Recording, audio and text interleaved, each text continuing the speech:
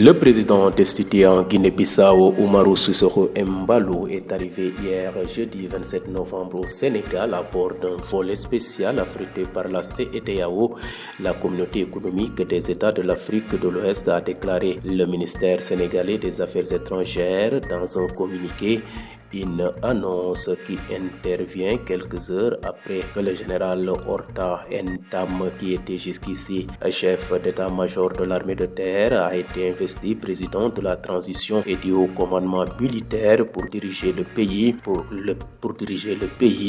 Le président sénégalais Bassirou Diomaye Faye et les chefs d'état de la CEDEAO condamnent le coup d'état et vont dépêcher une mission sur place. Il s'agit d'un comité de médiation restreint dont le Sénégal fait partie, peut-on lire dans ce communiqué.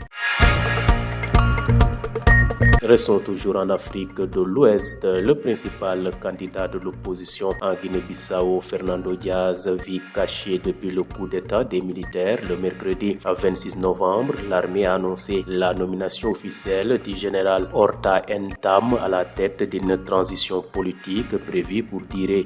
12 mois. Fernando Diaz, qui a affirmé, comme le président Umaru Sissoco Embaló, avoir remporté le scrutin présidentiel, estime que son adversaire a organisé ce putsch. Selon lui, je cite, je suis le vainqueur de cette élection. Quand Umaru Sissoco Embaló a compris qu'il ne pouvait pas gagner cette élection parce qu'il a fait une tentative d'altérer les résultats électoraux au niveau des commissions régionales d'élection, au niveau des commissions nationales, il s'est dit, comme je ne peux pas gagner, je vais transférer le pouvoir aux militaires. Il a dit qu'il y avait un coup d'état, mais comment est-ce possible?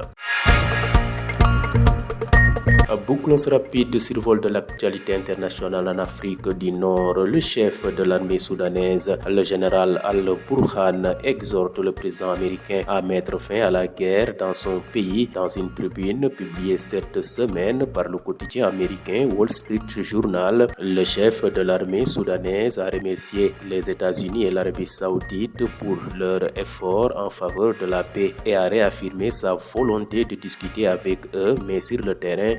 Quant au leader des paramilitaires, le général Hamdan Dagalo Hemeti, il s'est dit favorable à une trêve humanitaire de 3 mois, mais continue son offensive sur le terrain. Du dernier, l'émissaire du président américain pour l'Afrique, Massad Boulos, a appelé les deux belligérants à accepter une trêve sans condition préalable. Président bu réewum Guinée-Bissau mi nga xam ne daane nañu nguuram di Umaru Sissoco Embaló daal dina nag egsi ci démb ci bésub alxames gi yemoon ak ñaar fan ak juróom-ñaar ci novembre ci Sénégal. Moom nag dafa jël avion bi nga xam ne waa CEDEAO di communauté économique des États de l'Afrique de l'Ouest ñoom ñoo ko jagleel. Loolu de la ministère des Affaires étrangères bu Sénégal fësal ci li jëm ci wàllu communiqué. Ni ni mel nag mu ngi am rek waxtu ginnaaw bi ki nga xamee ne mooy général Horta Ntam mi nga xam ne moo nekkoon chef d'état-major de l'armée de terre daal dinañ ko investir ngir mu daal di yilif li nga xam ne mooy transition bi ak haut commandant militaire ngir jëmale Guinée-Bissau kanam. Ginnaaw bu loolu amee nag président bu réewum Sénégal di Bassirou Diomaye Faye ak yeneen président yi nga xam ne ñoo bokk ci CEDEAO daal dinañu nag condamné li nga xam ne moo jëm ci wàllu coup d'état boobee. Wax nañ ne sax dinañu jëmmal ab commission ngir amal waxtaan ak ña nga xam ne ñooy nguur ga jamono yi ca Guinée-Bissau. Loolu de la communiqué bu ministère des Affaires étrangères bu Sénégal daal di fësal.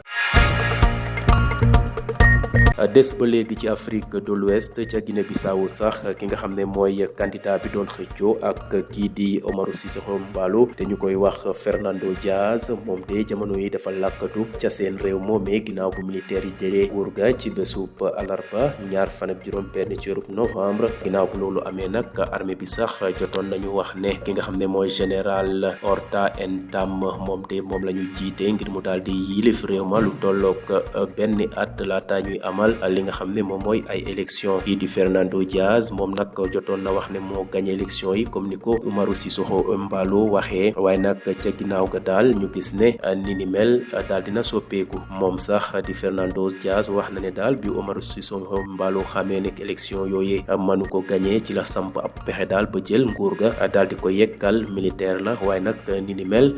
du benn coup d'état. jeexale xibaaru bitim réew yi ca fa nga xam ne mooy Afrique du Nord ki nga xam ne nag mooy président bu réewum Soudan di général Al Burhan daal dina wax njiitub réewub Amérique ne dina Donald Trump na def kemtalaay kattanam ba xeex bi nga xam ne moo am ca Soudan mu daal di jeex loolu de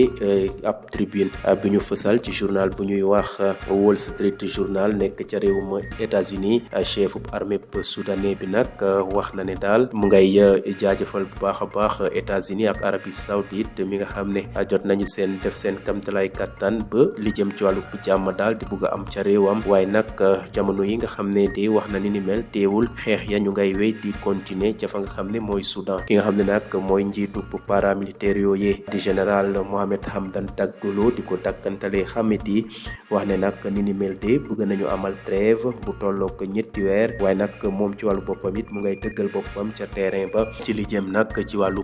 xeex ñu fàttali nag talaata gi weesu yemoon ak ñaar fan ak juróom ci novembre ki nga xam ne de mooy émissaire président américain te toogal ko ci goxub Afrique di Massoud Boulos daal dina woo ñaari way xeexkat yooyee daal ñu daal di fexe daal ba teg nganaaya te duñ ca sàkku dara